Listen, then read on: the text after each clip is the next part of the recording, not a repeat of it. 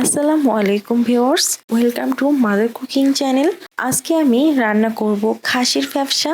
অনেকেই ভাবে খাসির ফ্যাপসা রান্না করাটা কঠিন, কিন্তু আসলেই খুবই সহজ।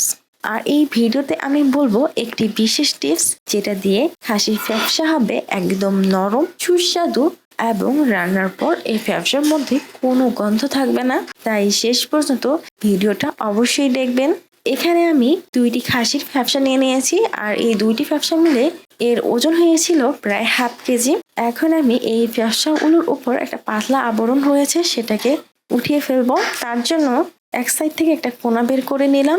তারপর দেখুন, এই পুরো ফ্যাপসাটা থেকে আমি পাতলা আবরণটাকে এভাবে উঠিয়ে ফেলছি। এভাবে আমি 2টা ফ্যাপসারই পাতলা আবরণগুলো উঠিয়ে ফেলেছি। তারপর এগুলোকে খুব ভালোভাবে ছোট করে কেটে নিয়েছি। এখন আমি এই ফ্যাপসাগুলোর মধ্যে দিয়ে দিচ্ছি লবণ 1 টেবিল চামচের মতো। তারপর এই ফ্যাপসাগুলোকে লবণ দিয়ে খুবই ভালোভাবে মাখিয়ে নিচ্ছি। এখন আমি এই লবণ মাখিয়ে ফ্যাপসাগুলোকে প্রায় 20 মিনিটের মতো সময় রেখে দিব। তারপর এই ফ্যাপসাগুলোকে পরিষ্কার পানি দিয়ে খুবই ভালোভাবে ধুয়ে নিব। এদিকে আমি চুলার উপর একটি কড়াই বসিয়ে দিচ্ছি। তারপর এর মধ্যে দিয়ে দিচ্ছি সয়াবিন তেল 1/3 কাপ, দিয়ে দিচ্ছি শুকনো মরিচ 2টি।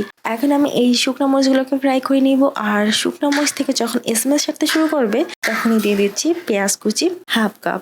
এখন আমি এই পেঁয়াজগুলোকে ফ্রাই করে নিব। এই কড়াইয়ের মধ্যে পেঁয়াজগুলোর মধ্যে প্রায় ব্রাউন কালার চলে এসেছে। এখন আমি এর মধ্যে দিয়ে দিব হলুদের গুঁড়া 1 চা চামচ, মরিচের গুঁড়া 2 চা চামচ। যারা ঝাল খেতে পছন্দ করেন তারা মরিচের গুঁড়ার পরিমাণটা একটু বাড়িয়ে দিতে পারেন। আর এই সময় চুলার আঁচটা একটু কমিয়ে রাখছি। তারপর প্রায় 10 থেকে 15 সেকেন্ডের মতো সময় এইগুলোকে নাড়িয়ে দিচ্ছি।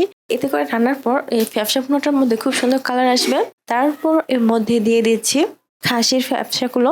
এই ফ্যাপসাগুলো দেওয়ার পর আমি অনবরত কষিয়ে কষিয়ে এই ফ্যাপসাগুলোকে রান্না করব। এই ফ্যাপসা থেকে যে পানিটা বের হবে, সেই পানিতে আমি বেশ কিছুক্ষণ সময় এই ফ্যাপসাগুলোকে কষিয়ে কষিয়ে রান্না করব। ফ্যাপসা থেকে যে পানিটা বের হয়েছিল, সেই পানিটাকে এই ফ্যাপসাগুলোকে অনবরত কষিয়ে কষিয়ে রান্না করেছি।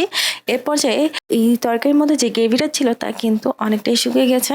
এখন আমি এর মধ্যে দিয়ে দিচ্ছি পেঁয়াজ 1/2 কাপ, দিয়ে দিচ্ছি লবণ পরিমাণ মতো। এখন এটাকে খুব ভালোভাবে নেড়ে দিতে হবে। তারপর চুলার আঁচটা মিডিয়াম লো করে ঢাকনা লাগিয়ে প্রায় 10 মিনিটের মতো সময় আমি এই ফ্যাপসাগুলোকে রান্না করে নিয়েছি। ফিরে এলাম প্রায় 10 মিনিট পর। এই সময় আমি দিয়ে দিচ্ছি আদা ও রসুন বাটা 2 চা চামচ, জিরা গুঁড়া 1/2 চা চামচ, ধনিয়া গুঁড়া 1/2 চা চামচ, গোলমরিচের গুঁড়া খুবই সামান্য পরিমাণে দিয়ে দিচ্ছি, গরম মশলার গুঁড়া 1/2 চা চামচ। তারপর এটাকে খুবই ভালোভাবে কষিয়ে কষিয়ে রান্না করব প্রায় 4 থেকে 5 মিনিটের মতো সময়। এরপর আমি এর মধ্যে দিয়ে দিচ্ছি পানি 1 কাপ। আর এই 1 কাপ পানিতে আমি এই ফ্যাপসাগুলোকে খুবই ভালোভাবে কুক করে নেব। পানি দেওয়ার পর আমি এই ফ্যাপসাগুলোকে একটু নেড়ে দিচ্ছি। তারপর কড়াইয়ের ঢাকনা লাগিয়ে চুলার মিডিয়াম আঁচে এই ফ্যাপসাগুলোকে প্রায় 20 থেকে 25 মিনিটের মতো সময় কুক করে নেব। ফিরে এলাম প্রায় 20 থেকে 25 মিনিট পর। এর সময় কিন্তু এর গ্রেভিটা অনেকটাই গাঢ় হয়ে গিয়েছে। এখন আমি অনবরত কষিয়ে কষিয়ে ফ্যাপসাটাকে রান্না করব। যেহেতু আমি এখানে ফ্যাপসাটাতে কোনো প্রকার ঝোল রাখবো না, তাই অনবরত কষিয়ে কষিয়ে এটাকে রান্না করছি। রান্নার এক পর্যায়ে দেখুন, এই ফ্যাপসার গ্রেভিটার উপর এভাবে তেল ভেসে উঠেছে, আর এর মধ্যে কোনো প্রকার পানি নেই। আর এর সময় কিন্তু এই তরকারি থেকে খুবই সুন্দর স্মেল পাওয়া যাচ্ছে। আর এই সময় ফ্যাপসাটা খুব ভালোভাবে কুক হয়ে গেছে। এই ছিল আমাদের আজকের রেসিপি, খাসির ফ্যাপসা। আশা করি আপনাদের ভালো লেগেছে। যদি নতুন হয়ে থাকেন, তবে চ্যানেলটি সাবস্ক্রাইব করে পাশে থাকবেন। দেখা হবে পরের রেসিপিতে। ততক্ষণ সবাই ভালো থাকুন, সুস্থ থাকুন।